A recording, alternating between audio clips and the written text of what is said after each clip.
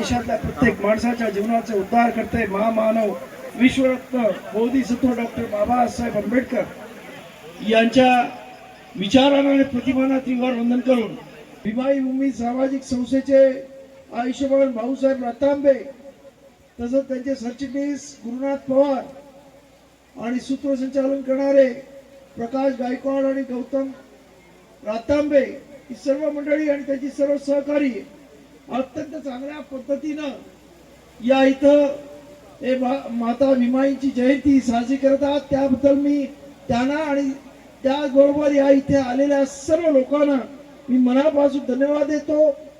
त्याचबरोबर माझ्याबरोबर आलेले बौद्ध जन पंचायत समितीचे आमचे कार्याध्यक्ष लक्ष्मण भगत, सरचिटणीस घाटगे, त्याचबरोबर कल्याण आणि डोंबिवली महानगरपालिकेच्या नव्यानच निवडून आलेल्या आमच्या नगरसेविका मायाताई कांबळे, त्याचबरोबर ठाणे जिल्ह्याचे आमचे अध्यक्ष आबासाहेब चासकर, त्यांची सर्व कार्यकर्ते, या इथे उल्हासनगर, बदलापूर आणि मुरबाडचे आमचे बौद्ध जन पंचायत समितीचे कार्यकर्ते, आमच्या भारतीय बौद्ध महासभेचे सर्व इकडचे पदाधिकारी, या सर्वांना माता भीमाईच्या जयंती निमित्त हार्दिक हार्दिक शुभेच्छा देतो।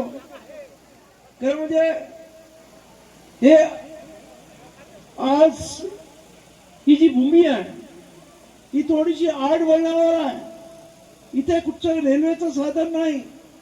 या इथे खऱ्या अर्थानं या दिवशी कमीत कमी मुरबाडवरून तरी एसट्या सोडायला पाहिजे, ते सुद्धा इथे केलेलं नाही। खरं म्हणजे अत्यंत दुर्दैवी आहे आणि यासाठी मी लवकरच या कमिटीचे अध्यक्ष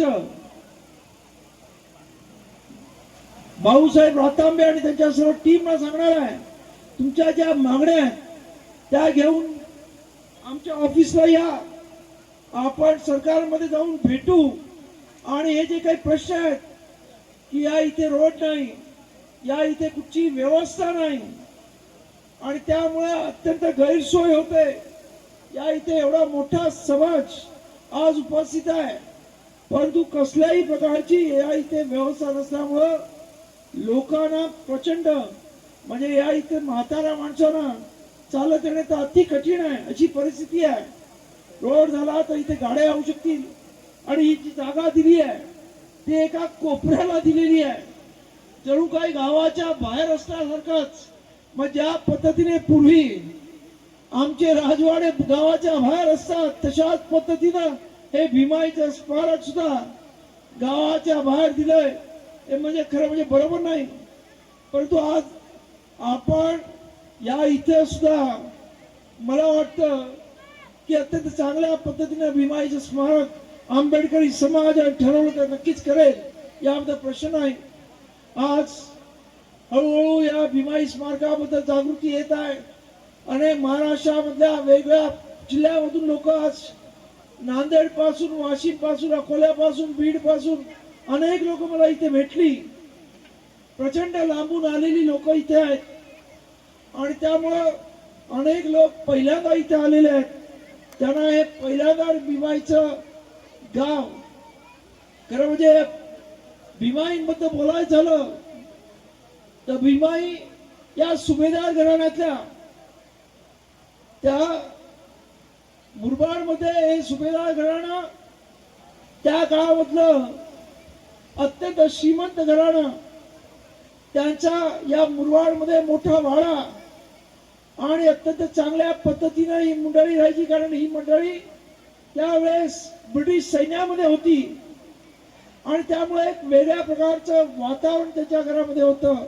इतक्या वर्षानंतर आज भीमाईच्या बद्दल समाजामध्ये जागृती येत आहे, एक आनंदाची गोष्ट आहे आणि मला वाटतं की आपण हे जे आज या इथे 12-12.5 एकर सरकारने जागा दिली आहे तिथे माता भीमाईचं स्मारक अत्यंत चांगल्या पद्धतीनं आणि लोक वर्षातून कधी आले तरी त्यांची कुठल्याही प्रकारची गैरसोय होणार नाही अशा पद्धतीने सरकारकडून करून घेतल्याशिवाय राहणार नाही, याबद्दल मी आपल्याला खात्री देतो.